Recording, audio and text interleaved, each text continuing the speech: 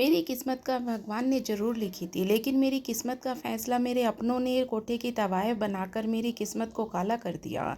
मैं कोठे में 17 साल की उम्र में पहुंच चुकी थी। कई मर्दों के रूप देखने को मिले थे। आज मेरी उम्र 42 हो चुकी है और इस उम्र में आज की रात जिस मर्द ने मुझे खरीदा था, मुझे उसे खुश करना था, क्योंकि उसने मुझे बहुत दामों पर खरीदा था। मैं कमरे में बैठी उस मर्द का इंतज़ार कर रही थी। थोड़ी ही देर में दरवाज़ा खुला, वह अंदर आया। मैंने कहा, कमरे में रोशनी करना मना है, हल्की ही रोशनी की इजाज़त है। उसने मेरी बात मान ली और वह मेरे करीब आ गया। पूरी रात उसने मुझसे अपना हक वसूल लिया।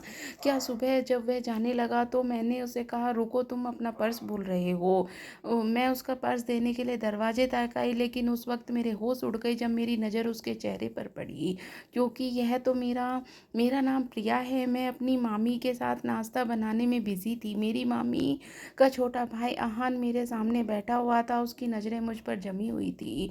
ऐसी नज़रें थी कि मैं खुश कर रही थी, लेकिन मैं अहान को पसंद करती थी। मामी का भाई यहाँ पर आता जाता रहता था, वो भी मुझे पसंद करता था। मेरी उम्र 17 साल थी, लेकिन मैंने अहान से प्यार हो गया था। कम उम्र में ही मोहब्बत हो गई थी और मेरी फीलिंग उसके लिए बहुत अच्छी थी। बिल्कुल भी आइडिया नहीं था कि वह आज का सूरज मेरी ज़िंदगी में अंधेरा लाने वाला है। आज के बाद मेरी ज़िंदगी पूरी तरह से बदल जाएगी। मामी का भाई 2 दिन यहाँ पर आया हुआ था।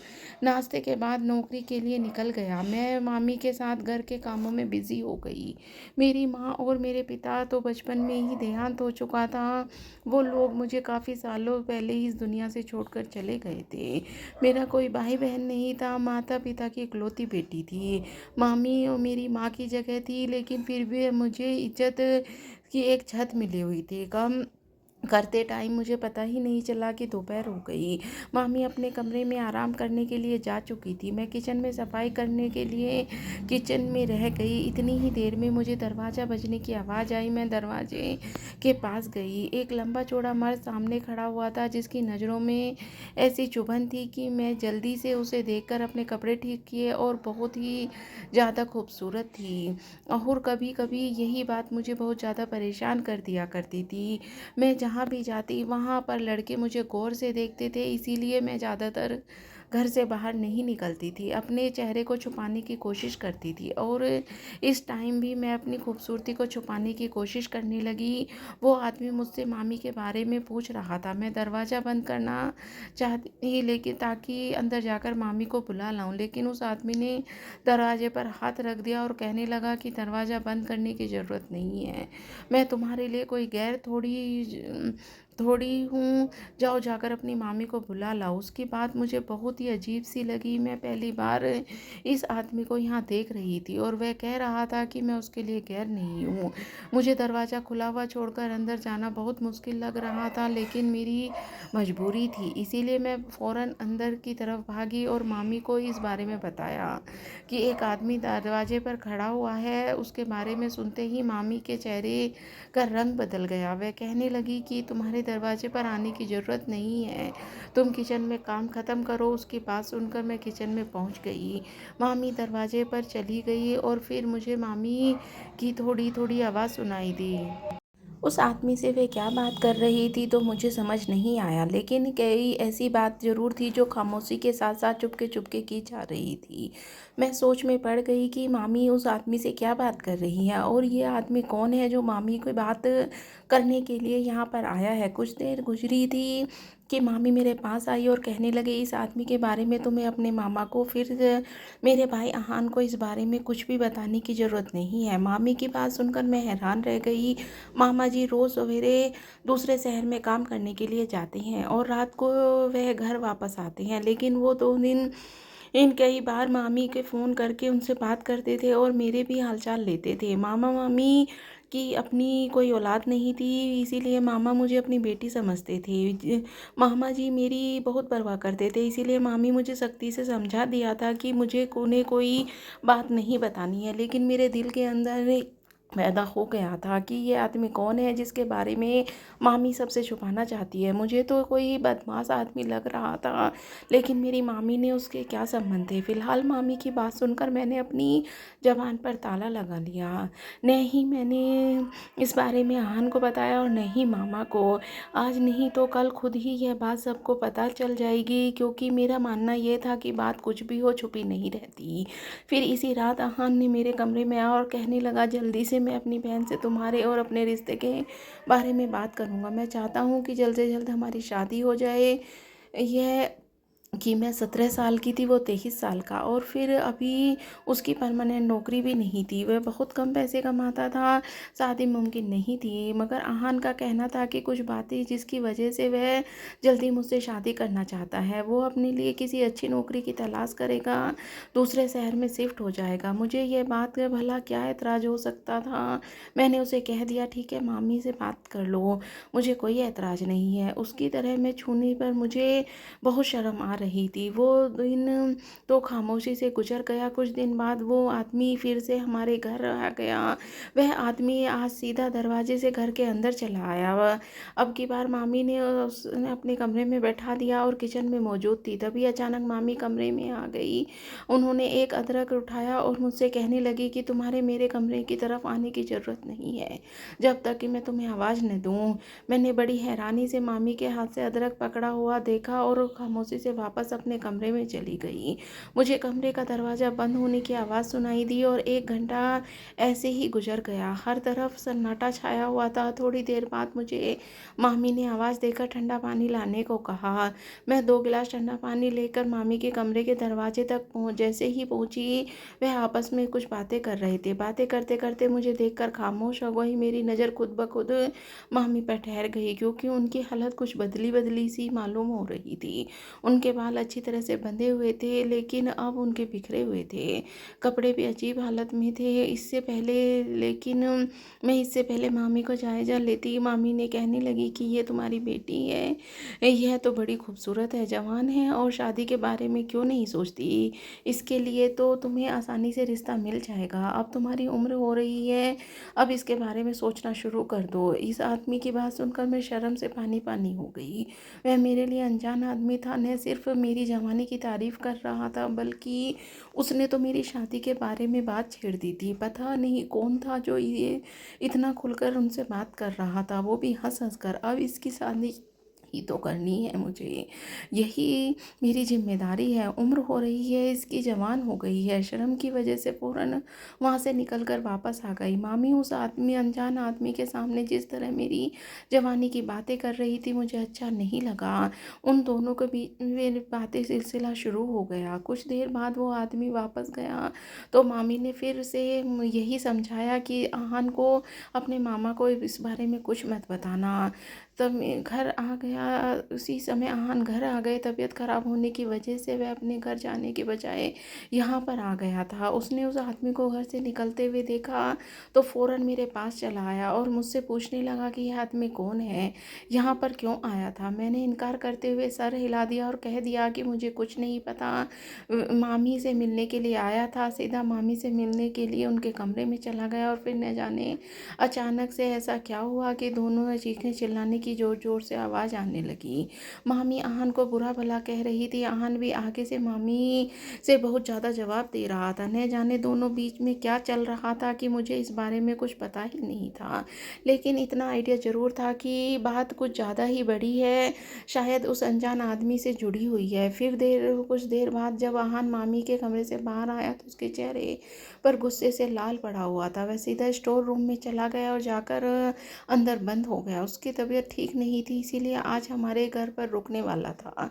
उसके बाद मामी भी उसके कमरे से बाहर नहीं निकली और रात के खाने के टाइम जब मामी को बुलाने के लिए गई तो मामी बहुत ही गुस्से में थी और मुझसे कहने लगी कि जाओ तुम जाकर खाना खा लो, सो जाओ और मेरे साथ बहुत ज़्यादा बुरा व्यवहार किया। अहान को कौन-सा हंगामा खड़ा कर दिया था कि इस बात को गुस्सा मुझ पर निकाल रही थी। मैंने मामी से इस बारे में पूछना चाहा, क्या हुआ? कहने लगी कि तुम्हारी वजह से ही तो यह ज़्यादा मासूम बनने की ज़रूरत नहीं है। यहाँ से दफ़ा हो जाओ, मुझे अपने शक्ल मत दिखाना। आँसू बहती हुई मैं कमरे से बाहर निकल गई और फूट-फूट कर रोने लगी।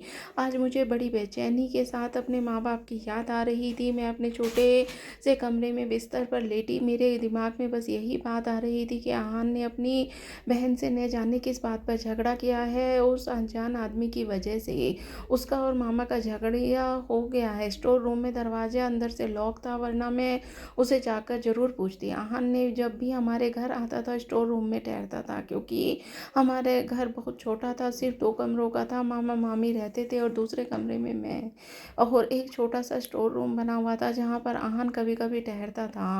मुझे सुबह होने का इंतज़ार था। सुबह मुझे तो यह बात मामी से पता चली कि आहान से ही पूछनी थी, लेकिन अगली सुबह कुछ ज़्यादा ही अजीब हुआ। जब मैं सोकर उठी तो आहान घर से जा चुका था और मामी भी खामोशी से घर का काम कर रही थी। मुझसे कोई बात नहीं की और अजीब थे कि कुछ पूछ भी नहीं सकती थी। सुबह उठते ही पहला काम सफाई करने का था, इसीलिए मैं सीधा सफाई में बिजी हो गई। मामी के कमरे में सफाई करने के दौरान मुझे वहाँ अदरक का टुकड़ा पड़ा हुआ मिला, जिसे मामी किचन में लेकर अपने कमरे में गई थी, और मैं सोच रही थी कि मामी अदरक क्यों उठा कर लाई थी। आखिर इस अनजान आदमी को अदरक की क्या करना था। फिर मामी ने उस अदरक का इस्तेमाल किया था, क्योंकि वह बहुत ही दबा हुआ लग रहा था। मैंने उसे खाया नहीं, उसे छिलका भी उतरा हुआ था। ऐसा लगा जैसे कि रस निकाल लिया गया हो और सफाई करते टाइम उसे फेंक दिया हो। सफाई की मैं बिज़ी हो गई और फिर टाइम मामी मुझसे कहने लगी, चलो मार्केट चलते हैं, कुछ सामान लाना है। कभी कभी ऐसा हो जाता था कि मामी अपने साथ मार्केट ले जाती थी, इसीलिए अपना दुपट्टा लिया और उनके साथ चल पड़ी। लेकिन मुझे क्या पता था मामी मुझे कहाँ ले जा रही है। मामी रिक्शा रुकवाया और हम बैठकर चल पड़े। उस वक्त हैरान रह गई जब रिक्शा वाले ने मार्केट के क्रॉस कर दिया और मैंने मामी से पूछा कि हम लोग कहाँ जा रही हैं। बाजार तो पीछे निकल गया। तो कहने लगी, दूसरा सामान खरीदना है, इसीलिए दूसरी मार्केट जा रही हैं। उनका यार बहुत अजीब था, बेहतर नहीं लग रहा था। काफ़ी देर बाद जब हम अजीब से बाजार में पहुंच गए तो भीड़ भाड़ थी, लेकिन लोग काफ़ी अजीबोगरीब मालूम हो रहे थे। हम रिक्शे से उतरे और मामी किसी दुकान के बजाय बाजार के पीछे बने हुए एक हॉल में औरत के दरवाज़ा खोला और मामी को देखकर मुस्कुराने लगी। कहने लगी, इसे अपने पास रखो, माल को यही दाम लगवा कर आती है। मैंने मामी को परेशान देखा तो वो मुझे साथ जाकर बजाय यहाँ पर क्यों छोड़कर जा रही है। मामी ने मेरा चेहरा देखा और कहने लगी, परेशान मत हो, तुम्हारी मामी ही है, जो बेफिक्र होकर बैठो, बस कुछ देर में वापस आती हूँ। मामी ने मुझे छोड़कर वहाँ से पलटकर उस औरत के अंदर लिया और घर का दरवाज़ा बंद कर लिया। मेरी आंखें फटी की फटी रह गई, क्योंकि उस दरवाजे के पीछे तो एक अलग ही जगह बनी हुई थी, जिसमें बहुत सारे छोटे छोटे कमरे बने हुए थे और एक अजीब सी बू और महक आ रही थी। कुछ कदम चलने के बाद फिर आइडिया हो गया कि यह किसी नॉर्मल जगह पर नहीं हुई, यह जगह अलग जगह की। दरवाजों के पास छोटे छोटे कपड़े पहने हुई लड़कियां खड़ी हुई थी और मुझे देखकर मुस्कुरा रही थी। कपड़े, उनके चेहरे पर भरा हुआ मेकअप मुझे एक अलग ही सच्चाई बता रहा था। चलते चलते रुक गई तो एक औरत पलटकर मुझे देखने लगी, लेकिन मैंने उससे कहा कि मुझे वापस जाना है, मैं अंदर नहीं जाना चाहती। यह बात सुनकर वो जोर जोर से हंसने लगी और कहने लगी, इस दरवाजे के अंदर आने का रास्ता तो है, लेकिन बाहर जाने का नहीं। तुम्हारी मामी मुझे जान छुड़ाकर यहाँ से जा चुकी है, अब वह कभी लौटकर वापस नहीं आएगी और तुम कभी यहाँ से लौटकर बाहर नहीं जा सकोगी। यह मेरी दुनिया है और यहाँ मेरा राज चलता है। एक औरत है, इसीलिए मुझे यहाँ पर रहकर अपना कहना मानना पड़ेगा। यह सुनकर मेरे पैरों तले से ज़मीन निकल गई। यहाँ पर किसी कीमत पर नहीं रहूँगी। मेरी मामी कुछ देर में आती रहेगी और मैं इसीलिए जैसे ही पलटी, उसने पीछे से मेरी कमीज़ पकड़ ली और चीख कर मेरी कमीज़ फट गई। फिर मेरे मुंह से एक जोरदार तमाचा मारा और मैं ज़मीन पर गिर गई। मेरे मुंह से खून निकलने लगा। मेरे पास बैठकर कहने लगी, तेरी मामी तुझे यहाँ बेच कर गई है, अब तू मेरी खरीदी हुई गुलाम है। मैंने तेरी महंगी कीमत दी है। उस औरत ने, चल जाओ और जाकर तैयार हो जाओ, रात में कस्टमर आएंगे और तुम्हें उन्हें लाइन में खड़ा होना होगा। फिर उसने एक औरत को आवाज़ देकर बुलाया और मुझे उसके हवाले कर दिया। मैं उस समय हक्का-बक्का थी, मुझे कुछ भी समझ नहीं आ रहा था मैं क्या करूँ, क्या नहीं। मेरी मामी मेरी माँ की तरह थी, पिछले 4 साल से मैं और मामी साथ रह रहे थे, मेरे ऊपर इतना अत्याचार कैसे कर सकती है? मैं चाह कर भी उस औरत को यकीन नहीं कर पा रही थी। ऐसा लग रहा था कि एक भयानक सपना है कि कुछ देर बाद मेरी आँख खुलेंगी और सब कुछ ठीक हो जाएगा। लेकिन मेरी बदकिस्मती थी कि यह कोई सपना नहीं बल्कि मेरी ज़िंदगी की कड़वी हकीकत थी। वो दूसरे औरतों ने मुझे एक अंधेरे कमरे में ले गई और खुशबूदार पानी से बनाया और मुझे स्नान करवाया। मेरे चीखने-चिल्लाने का, रोने का उन औरतों पर कोई असर नहीं हो रहा था। वो कहने लगी, "तुम जैसी लड़कियाँ यहाँ रोज़ आती हैं, 1-2 दिन रोती हैं और फिर खुद ही खुशी-खुशी बिस्तर पर चली जाती हैं। उन्हें पता चल जाता है कि अब यही मेरी ज़िंदगी है, इसीलिए तुम भी अब खुशी-खुशी ज़िंदगी स्वीकार कर लो। जो भी है, जैसी भी हो, तो यही तुम्हारी ज़िंदगी है, इसीलिए खुशी-खुशी इस काम को आसानी से कर लो, वरना रज़िया बानो यही काम तुमसे ज़बरदस्ती करवाएँगी। तुम्हें तकलीफ़ भी ज़्यादा होगी।" इस बात सुनकर मेरी वजूद में करंट तोड़ गया। मैं 17 साल की थी और वो मुझे इस धंधे में उतारना चाहती थी। मुझे कमरे में एक तरफ खींचते हुए ले गई और जहाँ से मुझे चीखने-चिल्लाने की आवाज़ आ रही थी। वो कहने लगी, "देख, यह लड़की रज़िया बानो की बात नहीं मानी थी, इसीलिए यहाँ पर बंद करके रखा गया है। बेचारी को न खाने को दिया जाता है और न ही पीने को। अगर तुमने भी मेरी बात नहीं मानी तो तुम्हें भी खाने को कुछ नहीं दिया जाएगा और न ही पीने को। तुम्हारा भी यही हाल होगा।" उसकी ज़बरदस्ती करने पर मैंने खुशबूदार पानी से स्नान किया और फिर मुझे दुल्हन की तरह तैयार करना शुरू कर दिया। कुछ देर बाद वो पहली वाली औरत, जिसका नाम रज़िया बानो था, वो वापस आई और उसने सर पे से पैर तक मुझे देखा और कहने लगी, "तू तो सच में बहुत खूबसूरत है, बड़े कमाल की चीज़ है। तेरे तो अच्छे दाम लगेंगे। मैंने तेरी मामी को भी बहुत पैसा दिया है, वही सारा पैसा मैं तेरे शरीर से बेचकर वसूल करूँगी।" रज़िया बानो भद्दी सी हँसी-हँसी ये पान का रंग दाँत दिखाई दिए और नज़ारा भी अक्सर फ़िल्मों में देखा था, लेकिन कभी यह नहीं सोचा था कि मेरी ज़िंदगी का में ये वक़्त आएगा। मेरी आँखों में लगातार आँसू बह रहे थे। मैंने फ़ौरन पूछा, "मेरी मामी मुझे यहाँ छोड़कर क्यों गई है?" ज़ोर की हँसी कहकर कहने लगी, "ये तो तुझे मालूम होगा, हम तो बस माल खरीदते हैं, माल हम तक क्यों लाया गया, ये दूसरी औरत के बारे में मत सोचना, वरना रज़िया बानो तुम्हारी ऐसी हालत करेगी कि सारी ज़िंदगी याद रखोगे।" गुलजान बहुत ही अच्छी और मोहब्बत करने वाली औरत थी, उसकी बोलचाल भी बहुत पसंद आई थी। बाकी यहाँ तो कोई औरत ढंग की बात नहीं करती थी, सिर्फ़ प्यार से समझा रही थी, बल्कि खुद भी जहाँ नाच सिखाने लगी थी, जबकि सारा टाइम रोती रहती थी। मुझे अपनी किस्मत पर बहुत अफ़सोस हो रहा था। मुझे और कोई नहीं बल्कि मेरी अपनी ही मामी यहाँ छोड़कर चली गई थी। फिर कुछ दिन बाद इसी तरह से गुज़र गए। अब मैं रोते-रोते मेरी आँखों का पानी सूख चुका था। मैंने अपने दिल को समझा लिया और सोच लिया कि ज़्यादा रोने से कोई फ़ायदा नहीं है। मुझे यकीन हो गया था कि अब मेरी मामी मुझे लेने के लिए कभी नहीं आएगी। न जाने उन्होंने मुझसे किस बात का बदला लिया है। आहन ने उनसे आखिर ऐसा क्या कहा कि मुझे अगले ही दिन इस दुनिया को छोड़कर चली गई। मैं सवाल का जवाब जानना चाहती थी, मामी मेरे साथ ये सब कुछ क्यों किया? लेकिन फ़िलहाल इन सवालों को जवाब देने वाली कोई नहीं था। गुलजान ने मुझे 1 महीने तक इन महफ़िलों के रूस नाचना सिखाया और फिर मुझे भी इस महफ़िल का हिस्सा बनाया जाने लगा। मैं शराब के नशे में डूबे हुए आदमी को हमारे सामने बैठ जाते और अजीबो-गरीब कपड़े पहनते और नाच पेश करना पड़ता।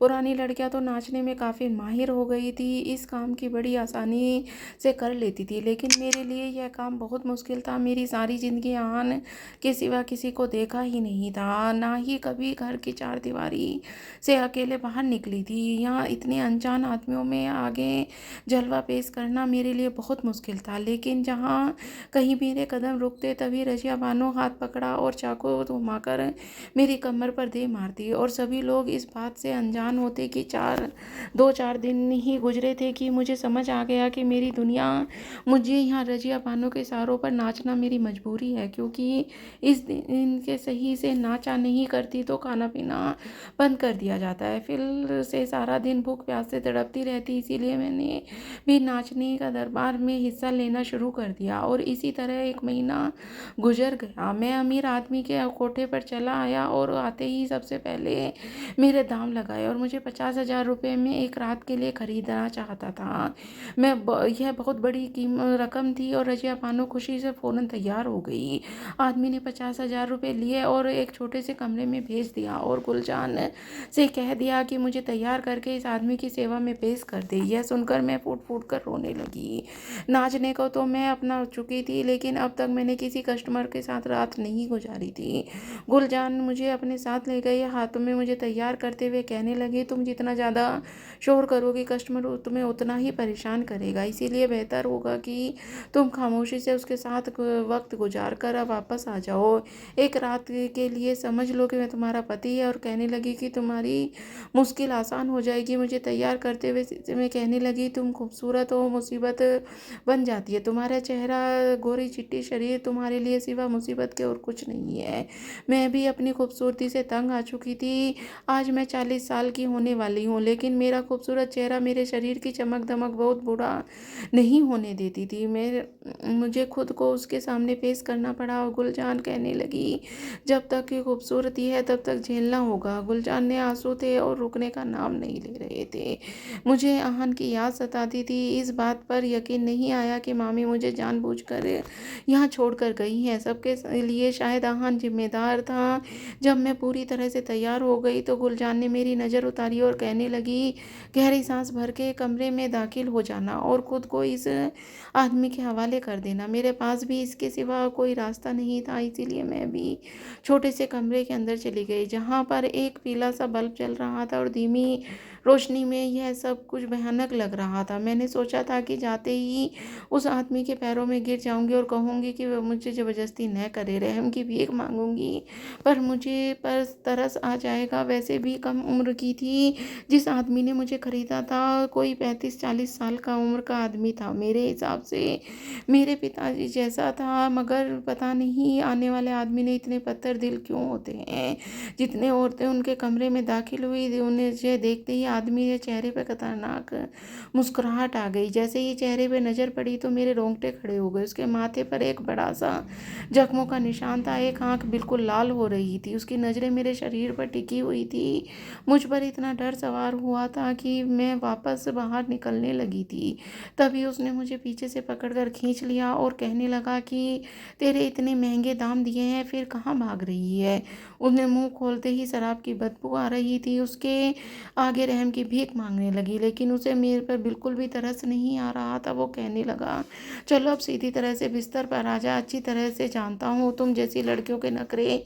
उसने मुझे सीधे बिस्तर पर धक्का दे दिया और फिर मेरे दिमाग में गुलजान की बातें घूमने लगी। उसने कहा था कि बिस्तर पर जाने से पहले अपनी नाभि पर अदरक का रस जरूर लगा लेना। उन्होंने अदरक की छोटी सी कली को छीलकर नाखून मारकर मुझे दे दिया था। मैंने उसे मुट्ठी में बंद कर लिया और जैसे मैं इस्तेमाल करना भूल गई, जिससे कि मुझे गुलजान की याद आई। मैंने जल्दी से अदरक का छोटा सा टुकड़ा अपनी नाभि पर मलनी शुरू कर दी ताकि उसका रस मेरी नाभि पर लग जाए। कुछ ही देर में पूरी अदरक अपनी नाभि पे मल ली और फिर उसके बाद मेरे साथ वही सब कुछ हुआ जो मेरे साथ होने वाला था। उस आदमी ने सारी रात पूरी तरह से पैसे वसूल कर लिए।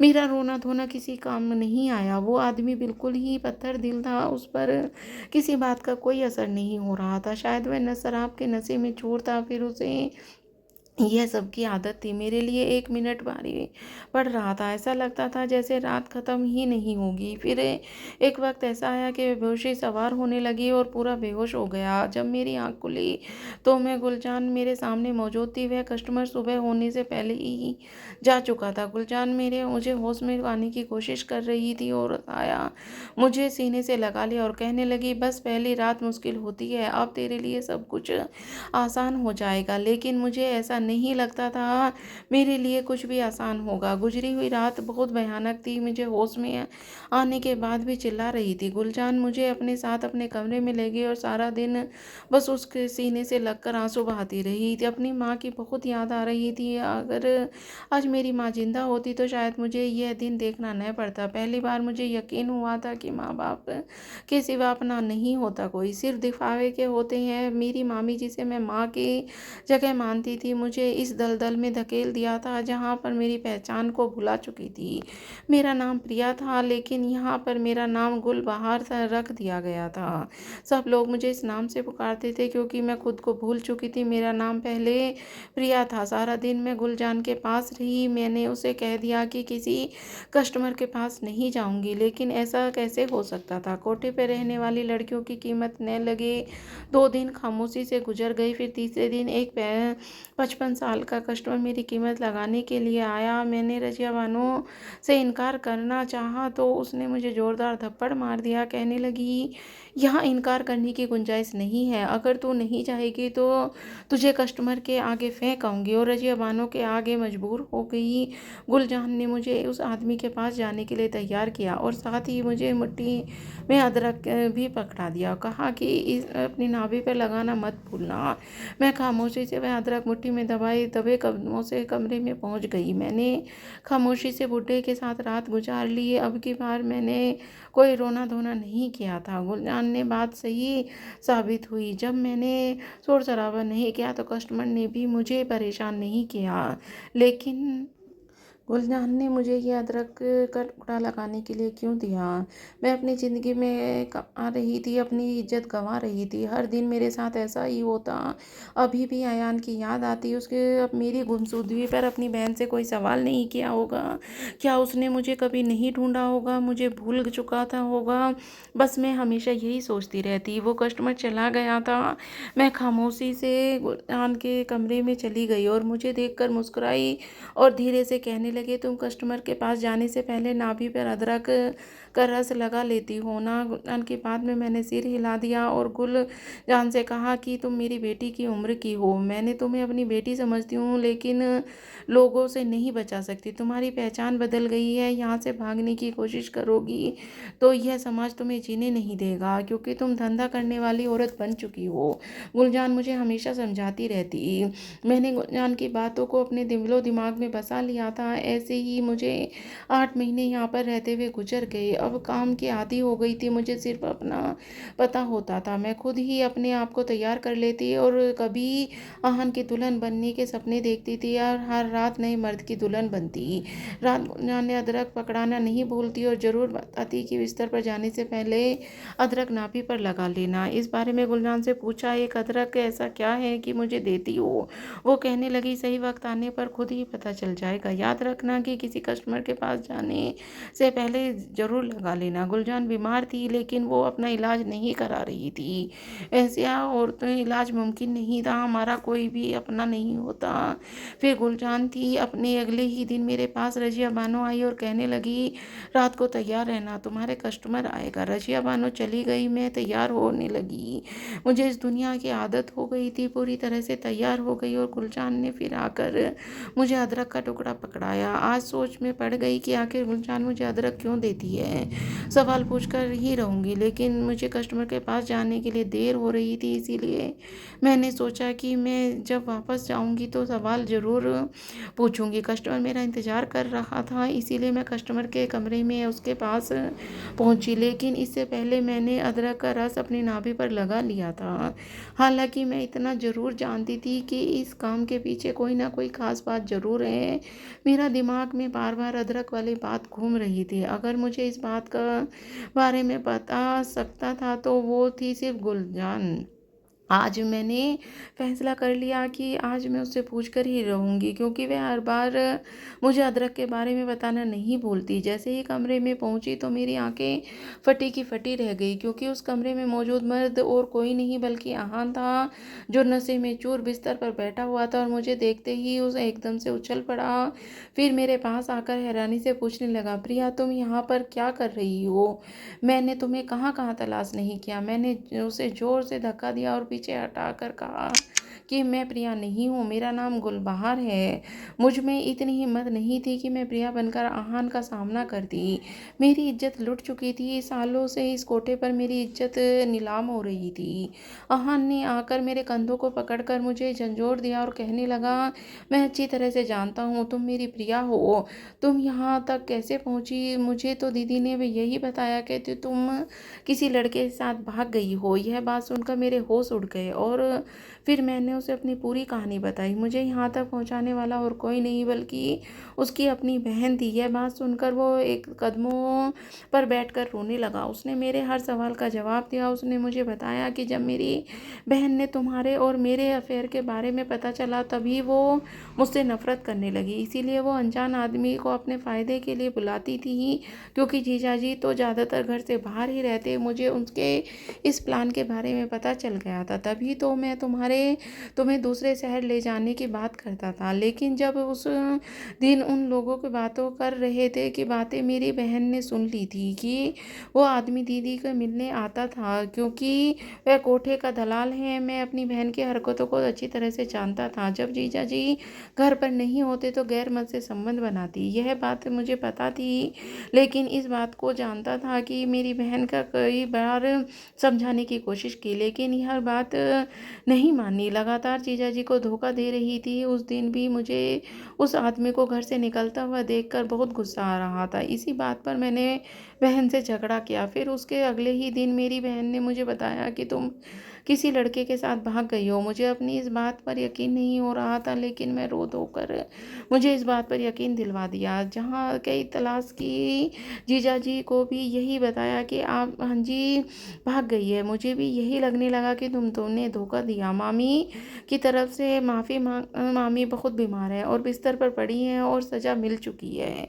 यह सब कुछ इसीलिए हुआ क्योंकि उन्हें माँ बाप की बिन बच्ची को उन्होंने इस कोठे पर भेज दिया। आहन रोते हुए मुझसे माफ़ी मांगने लगा और मुझे कहाँ ढूंढने की कोशिश की थी, मुझे अपने साथ ले जाने की जिद करने लगा। मैंने साफ इनकार कर दिया। मुझे जिद इसीलिए नहीं की क्योंकि जान चुका था कि मैं वेश्या हूँ और हाल ही में वो एक्ट हो कर मुझे समाज एक्सेप्ट नहीं करेगा। आहन की हालत भी बेवफाई में ऐसी हो गई थी कि उसने अपने शराबी बना लिया था। वह कोर्ट पर आने लगा था और पूरे रे किए बिना ही शर्मिंदा होकर चला गया। गुलजान ने कमरे में आ गई, लेकिन जैसे ही गुलजान कमरे में आई तो यह देखकर हैरान रह गई। गुलजान बेहोश जमीन पर पड़ी हुई है और छूकर देखा तो शरीर ठंडा पड़ा था। शायद वो इस दुनिया को जाग चुकी थी। यह देखकर मेरे पैरों तले से जमीन निकल गई। मेरी आंखों में आंसू नहीं रुक रहे थे। गुलजान को ही अपनी सब कुछ जान मानती थी। आज वो भी इस दुनिया में छोड़कर जा चुकी थी। उसकी मुट्ठी में चिट्ठी थी जिस पर उसकी पूरी कहानी लिखी हुई थी, जिस पर कोठे पर आई थी उसने किस तरह अपनी ज़िंदगी गुजारी थी, और साथ ही साथ चिट्ठी पर यह भी लिखा हुआ था कि अदरक का रस को नाभि पर लगाने से, दरअसल इस अदरक के रस को नाभि पर लगाने से औरत कभी भी प्रेग्नेंट नहीं होती, वो तरह तरह की बीमारियों से दूर रहती है। गुलजान को यह सब कुछ बताने में कोई नहीं था, इसीलिए वह इतनी बीमार हो गई। लेकिन जब उन्हें इस बारे में पता चला तो उन्होंने नुस्खा मुझे पर आजमाना शुरू कर दिया। उन्हें मेरी सेहत की बहुत फिक्र थी, इसीलिए वो हर बार मुझे अदरक पकाना नहीं भूलती थी। अब दुख की बात यह थी कि गुलजान इस दुनिया से जा चुकी थी। अब कोई मुझे अदरक पकड़ाने वाला नहीं था। अब मैं इस कोठे पर बची कुछ ज़िंदगी गुजार रही हूँ, लेकिन आज भी मुझे गुलजान की याद आती है जिसे मैंने इतनी फिक्र थी।